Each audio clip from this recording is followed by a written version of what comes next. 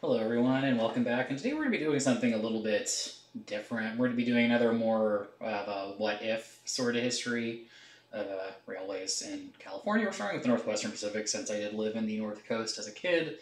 It's always an interesting topic and topic of discussion considering it is one of the, I guess, longer railroads in this country who have been abandoned and sits disused today despite, well, chicanery. I think I'm using that word right. I might not be. Either way, we'll just go with shenanigans as possible word.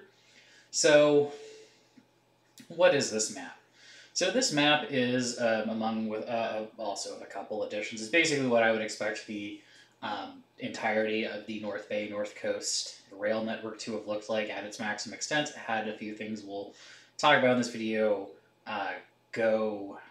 have gone differently and possibly have happened and would have led to this behemoth and mess of a map. So anyways, I'm not really sure where, because this is going to be kind of a free-formed, thoughts, just open thought video. The basic premise of this is that for whatever reason, and we'll get into probably what I would expect to be the reason, all the railroads in the North Coast kind of fell under the NWP fairly quickly, and for whatever reason, they all got consolidated into this. And this mess is what would have eventually resulted at its maximum extent before being pruned back. And just kind of getting into the whole issue, I'd imagine that, again, for whatever reason, let's just say the state got involved and made the SP and Santa Fe share all this, and they made everything past Cordelia Junction just one giant company. This would be the maximum extent of it. Again, railway, the trains that go to Calistoga at one point further up into Napa County. There was a interurban line, from what I can tell, that went from Santa Rosa to Glen Ellen and Sonoma. It did get dismantled eventually. This is the old, Petaluma and Santa Rosa Railroad, the old North Pacific Coast Railroad, and a few other ones. This is the Albion branch line, is as if it did get fully finished. I would have expected it to get extended north to Mendocino, maybe Casper, to try to get to their business. I would also expect there to be more defensive moves from the Union Lumber Company in what's now the Skunk Train, but they're not a purview of this video. This is the actual branch out to Albion. It only ever made it here to Navarro. Where's Navarro? It only ever made it to a little bit past Navarro. I would expect them to try to get to Elk, which is another logging town, and try to connect with some of the logging railways up here, and eventually getting to Wallella. And yeah, again, expect also there would be a Comchi to Ukiah Railroad, and as expanding upwards. And the first, because again, this is kind of just free-forming this. So why would I expect there to be two branches up here along the Eel River?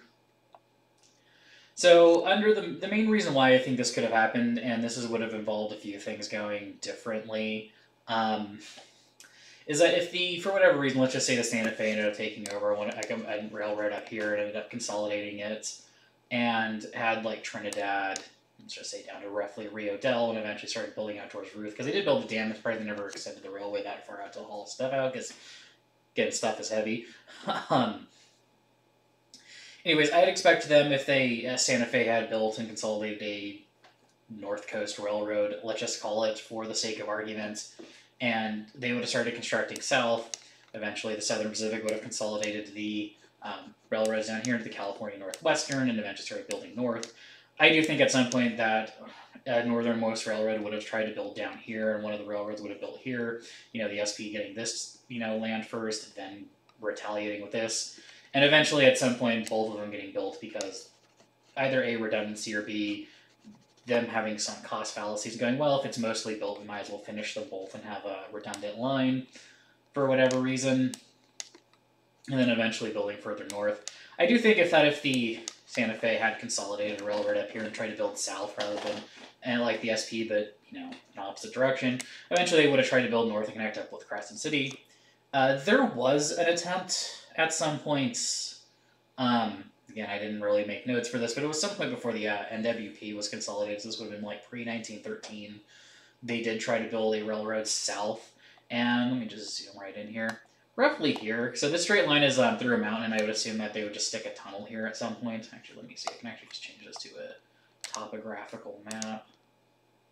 No, this is not. So where would the tunnel be? So the tunnel will be roughly here. The railroad, logging railroad, did make it this far into the valley. I don't have the link to the website. It'll probably be kicked in by somebody on the Discord later. Again, there is a Discord. I just very rarely remember to mention that. But yeah, tunnel here, the original railroad stopped out here. So yeah, you have to punch it through here, eventually get down through here, and imagine either go through the Yurok lands and eventually path of least resistance through these valleys, or the other option being it going along this road and this road not existing, and eventually either shooting through this little canyon up and up, or going along 101. I just went with this one because I just think it looks better on the map, looks more interesting, more conversational, it forces me to look here. Also, depending on, I think by the time they were building this, the state parks didn't exist, so I don't think it would have mattered if they had built it further west and through the state park. Also, it'd be very cool if we did have a railway through a state park. Just saying, is it that being like the only way to really access it? It would still be awesome. Probably make it still exist rather than be dismantled, assuming it lasted long enough to do that. Also, this railroad here, the Eureka Transit Company, which owned the streetcars in Eureka, they were going to eventually build an electric air line, which is just a way of saying it was going to be an interurban line, I would assume, over this mountain, down through to Hyampom here, over through Hayfork and on into Reading. Again, I think if the Santa Fe was more active in the area, they probably would have done that.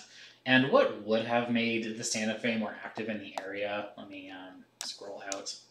So when they were building, where's Raton Pass? Through here into Raton Pass, they did fight with the Rio Grande over trackage rights through this area. Well, I guess land rights to build the tracks, but quibbling about that aside, they did spend like a good year and a half fighting each other over this, and eventually they did end up having to fight the SP when they wanted to build west of Needles. So I think if they had managed to spend less time doing that and less resources, they could have honestly have built their own pass. Well, they were planning on building over Town Pass, which would have been interesting if they had actually done that. I'd gone from Barstow like straight into here and then up. Would reduce the significance of Tehachapi Pass and Survey 2, would give them more power in the region. And if they had done all this before 1893, they could have also been more active in the North Coast. What I do think would have been the only real solution to this, and at least have sped up the fighting in Colorado, is if they just merged with the Denver and Rio Grande Western and just took over and started building west, basically built the Western Pacific a little bit earlier. See my video on Lost Transcons about that one, because that's honestly what I would have expected to happen. And if they had managed to get a second connection to Northern California, they would have been more willing to build out stuff like in the North Coast, and there would have been more fierce competition and eventual consolidation, because even if they had two large networks, they knew that only one network could be sustained, and that eventually consolidation would have been the smarter option. So out of all this mess, what would I have expected to survive into our time period? So at its maximum extent, this is also again me assuming the maximum extent of the NWP having passed, and what would have likely have survived to become part of an alternative North Coast Railroad. I do expect that they would have probably tried to keep this portion of the line going. I know Grants Pass is not exactly the best place to go, but again, connection to the coast, the SP did somewhat like redundancy. I would also expect that after the Christmas flood of 64, or was it 65? I believe it was 64, was the end of 64. Again, did not really make notes. I'm kind of free-forming this and trying to go on memory. I would imagine that if again, same deal with the Eel River Canyon getting flooded, I do think this side took it a little bit better. I would imagine this would be the side they would keep. They'd probably get rid of this, or at least abandon it north of Alder Point, or south of Alder Point to whatever this is. This is like a quarry up here. I believe that it's Longvale. That basically Longvale to Alder Point would just be abandoned. This would be the line they would keep.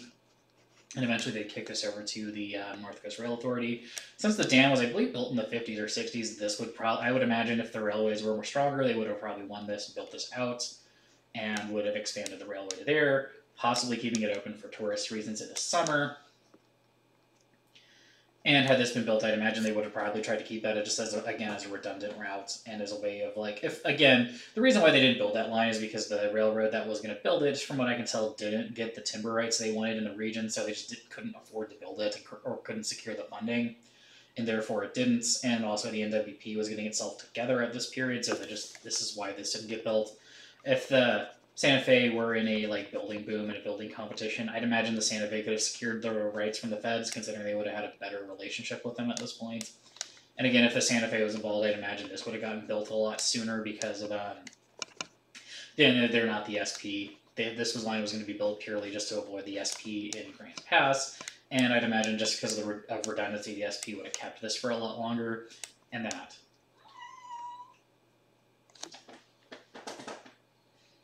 And that just for reasons of redundancy would have been kept. Not sure about the line along the Eel River. I'd imagine it might have survived a little bit longer, but again, this is just what I'm saying would be best case scenario, maximum extent of the NCRA and the NWP rolling into the 80s. Wouldn't be surprised if less of this was kept around. Again, I'm just saying best case scenario, maximum extent, not, oh, this would have been like totally would have happened. Again, we're going rosiest projection here. We're not going nicest. And again, the only reason why I would expect a line here to be built is probably just because, again, if the SP and Santa Fe were more directly competing sooner, would have gotten built because it would have probably both been competing, and eventually redundancy would have won out and abandonment when flooding became a problem. And let's just going with this route. Let's just look at it, because this is what I would expect it to look like if we did it something similar to this today. Or honestly, if they had done it earlier, that we would have had the line split off here around Longvale, or this is where they would have met. This is where they'd meet today. Run along north, run along this canyon, eventually meandering through Laytonville, going along 101. I think this is 10 Mile Creek, 10 Mile River. It'll show me. Yeah, it's 10 Mile Creek. Eventually turning west along 10 Mile Creek, shooting up through here. This little error, this is like a little, it sticks out further. That's me screwing up. Going back up to 101, following the 271 alignment. Basically following a lot of the 271 alignment all the way up through the Eel River Canyon, eventually getting up to Richardson Grove State Park, eventually through, well, basically we're getting up into what is Avenue of the Giants. Avenue of the Giants is just north of Garberville, which I believe it is up here, so eventually start paralleling Avenue of the Giants, running up here. Sorry about that. And eventually meeting up with the existing line at Founder Street, Dyersville Bridge. And then, again, same deal. Although I'd expect a more modern railway would try to realign away from Scotia Bluffs due to its instability. And then also, again, like, why would you do this? Again, as having traveled to Coos Bay recently and seeing how much more developed their economy is, even though, they still are, it is still a struggling region of Oregon, but how its economy is honestly a lot better than Eureka's, even though they're similar in size. The main difference between the two, beyond being in different states, is that Coos Bay still has a railroad. It still is active. It was only shut down for a few years while the Port Authority bought it out and rebuilt it. And it has a much more developed port. It still has a good logging economy. And there are still like 2 mills left in Humboldt County, and they're the larger ones, and I don't expect them to last long if they don't have easier ways of hauling stuff out. So I do think that the only way that this area could have a much better economy is with a railroad, and they did try to bring the other railroad back. I know they're trying to turn it into a trail. No idea how that's going to work, considering the land over here is unstable, to put it mildly. But again, having a railroad up here would be helpful to the economy. People do want it back, even though, like, again, the plans very rarely go anywhere because no one wants to spend the money on it. And it usually gets laughed out of the room because it's going to cost a whole total of $3 billion. Never mind how much we throw away on highways in this state, let alone the whole country. But again, $3 billion would just to reopen this line, again, would cost about the same to just do this portion from where the Eel River splits all the way down to Longvale. So considering it would cost about $3 billion, that's assuming every mile costs about as much as like an interstate highway through like the most rugged terrain would cost, which is like $15 million a mile, plus whatever we would have to pay to install the tracks and the track control systems and all the tunneling and whatnot. I mean, again, $3 billion either way. Again, I don't see why you wouldn't want to realign it just for the sake of you may be able to have passenger service along this, or just the fact that, hey, if you actually invest in this economy, it might actually work. It might not just be a drug-filled wasteland where we throw our undesirables. It's basically what Humboldt County is at this point in California, which is kind of a sad thing to say as someone who used to live in this part of the state, but it's just, again, invest in your economy, invest in your infrastructure, you will have an economy in the future. One of those things, again, I've mentioned in the P3 video, that we don't really understand trade-offs in investing and like doing stuff for the long term and just outright paying for crap. Again, it's one of those deals. It's like, yeah, it costs $3 billion. This economy is relatively small, but in the long term, it will pay off. Either A, through having passenger service and a much stronger tourist economy, freight service, possible small revival in the not the mining industry, the timber industry in this region.